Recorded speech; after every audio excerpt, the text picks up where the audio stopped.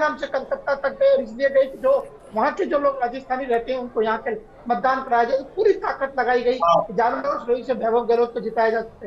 लेकिन रुझान भी यदि क्या नाम से जालौर के अंदर कांग्रेस हार रही है, तो मुझे लगता है कि क्या नाम से ये अशोक गहलोत के राजनीतिक भविष्य को भी अब ये तय किया जाएगा कि आखिर जब वो अपने पुत्र को नहीं जिता पाए तो कांग्रेस पार्टी का क्या। हालांकि 25 सितंबर 2022 को जब बगावत हुई थी और अशोक गहलोत साहब ने जो निर्णय लिया था कि उनको मुख्यमंत्री बनाए रखा जाए, उसके बाद मुझे लगता है कि कांग्रेस में उनके राजनीतिक भविष्य विराम लग गया था। लेकिन फिर भी एक आशा थी कि जालौर सुरई से उनके पुत्र जीतते हैं चुनाव, तो एक क्या नाम से उम्मीद की जा रही थी कि उनके पुत्र को आगे बढ़ाया जा सकता है।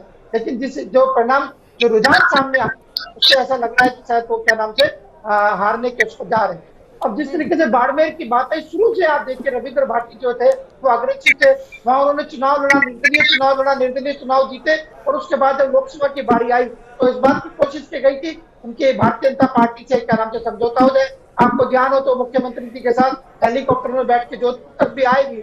मुझे लगता है कि शायद पार्टी ने जो शर्तें रखी होंगी वो भारतीय जनता पार्टी को मंजूर नहीं है, लेकिन उन्होंने इस बात की चुनौती दी कि क्या नाम से वो उम्मीदवार वहां पे बने और लोकसभा चुनाव में भाजपा को चुनौती दे।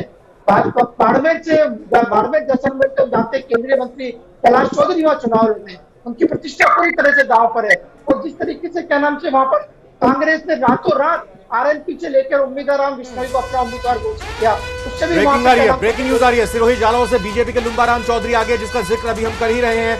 सिरोही जालौर से कांग्रेस के वैभव गहलोत पीछे चल रहे हैं। बाड़मेर से बड़ी खबर, बाड़मेर जैसलमेर बालोतरा लोकसभा सीट से रविंद्र सिंह भाटी निर्दलीय प्रत्याशी आगे चल रहे हैं, यानी कि जो बीजेपी के प्रत्याशी कैलाश चौधरी हैं, कांग्रेस के प्रत्याशी उम्मीदवार बेनीवाल हैं, वो दोनों ही पिछड़े हुए हैं इस वक्त के रुझानों के मुताबिक।